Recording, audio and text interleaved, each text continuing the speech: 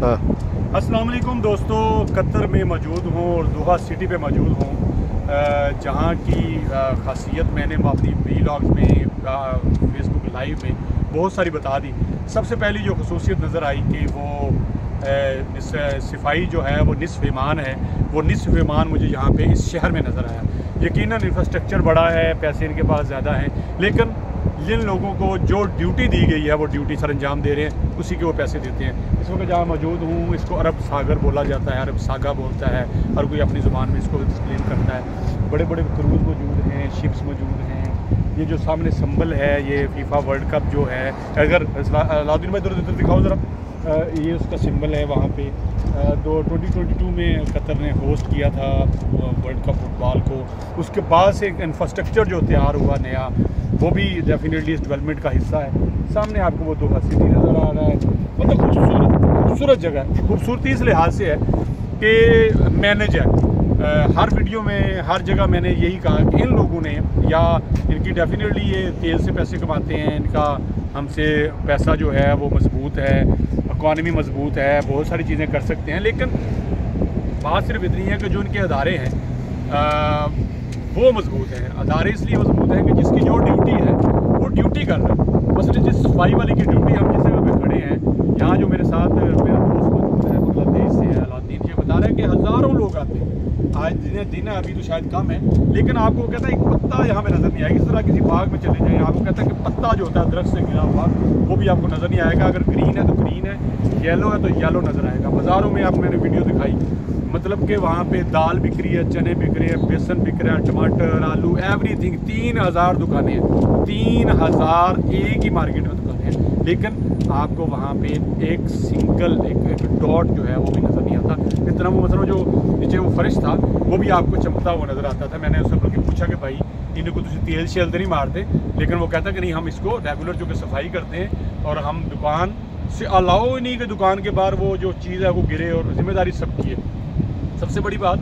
और दूसरी बात, डेफिनेटली हम एज ए पाकिस्तानी, मैं हमेशा हर वीडियो, हर व्लॉग में जो मैं समझाऊँ, पाकिस्तान को अल्लाह ताला ने खूबसूरत तरीन बनाया, खूबसूरत तरीन।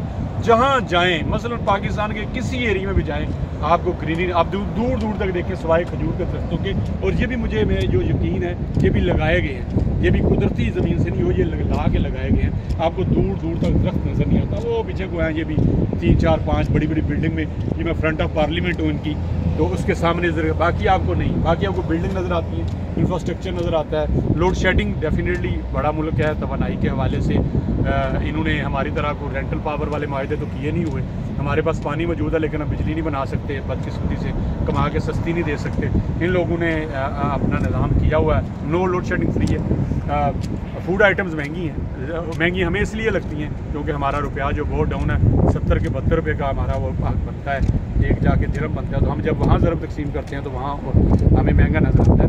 तो बात सिर्फ इतनी समझने की, अपने व्लॉग के ज़रिए डिस्करेज करना मकसद नहीं है, अपने पाकिस्तान को बुरा कहना मकसद नहीं है। मकसद ये है कि हमें अल्लाह ताला का शुक्र अदा करना चाहिए कि अल्लाह ताला ने हमें खूबसूरत तरीन पाकिस्तान दिया है। जगह जगह पे खूबसूरती है, हर जगह पे खूबसूरती है। मैं अपने शहर की बात करूं, मैं इस्लामाबाद छोड़ के सिर्फ अपने डिस्ट्रिक्ट हाफिज़ाबाद की बात करूं, तो मुझे एहसास होता है कि मेरे घर के पास तो 5 नहरें बहती हैं। मैं घर से बाहर निकलता हूं तो खेत है, एक लंबा एक एरिया जहाँ पे गंदम है, चावल है, हर किस्म की फसल है। मेरी गलियों में रोज़ाना नई सब्ज़ी आती है, नया फ्रूट आता है। गो कि अब उसमें भी थोड़ी कुछ ना कुछ मिलावट है, लेकिन फ्रेश सब्ज़ी आपको मिल रही है। जहाँ भी आपकी दुकानें हैं उस तरीके से मामलात नहीं है, आपको दूर से ये ब्रॉड करके ये खाते हैं, पकाते हैं। और मैं जो 5-7 दिन बाहर रहा हूँ, ब्रेड ये खाते हैं, चिकन ये खा रहे हैं, और इस तरह की चीज़ें, और रूटीन के दूर। तो अल्लाह ताला ने हमें गंदम दिया है, चावल दिया है, मतलब बहुत सी नेमतें जिन्हें हमें शुक्र अदा करना चाहिए अल्लाह ताला का। अल्लाह ताला ने नवाजा है। सिर्फ ये है कि हमें अपनी ज़िम्मेदारी अदा करनी चाहिए।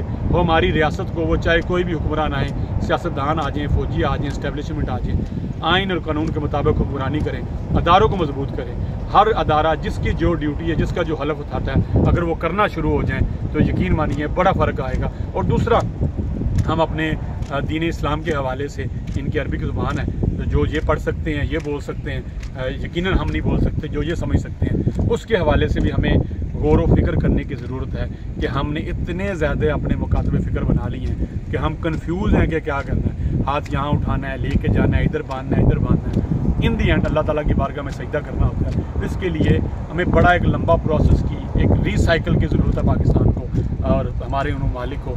और यहाँ पे जो लोग आके, इतना रिच पाकिस्तान है, अगर उस पर काम किया जाए, कोई पाकिस्तानी यहाँ आके मजदूरी ना करे। बहुत से लोगों से मिला हूँ, बड़ी सख्त मजदूरी और टफ आस्क है उनके लिए करना, अकेले से रहना, अकेले अपनी मेडिसिन करनी, दवाई दारू एनीथिंग, खाना पकाना, और फिर अपने बच्चों के लिए पीछे पैसे भेजना। और पीछे वालों से भी दरख्वास्त है जो मिला हूँ कि इन पे ज़रा प्रेशर कम रखा करें। इनसे ज़्यादा मजबूर बंदा यहाँ पे कोई नहीं हो सकता जो आपके लिए सालों अपनी ज़िंदगी यहाँ गुजार देते हैं। बहरहाल पाकिस्तान जिंदाबाद, पाकिस्तान के लोग जिंदाबाद, पाकिस्तान के इर्द गिर्द रहने वाले लोग जिंदाबाद। अल्लाह ताला पाकिस्तान को इज़्ज़त दे, पाकिस्तानियों को इज़्ज़त दे और पाकिस्तान अभी इस तरह फैले। Thank you.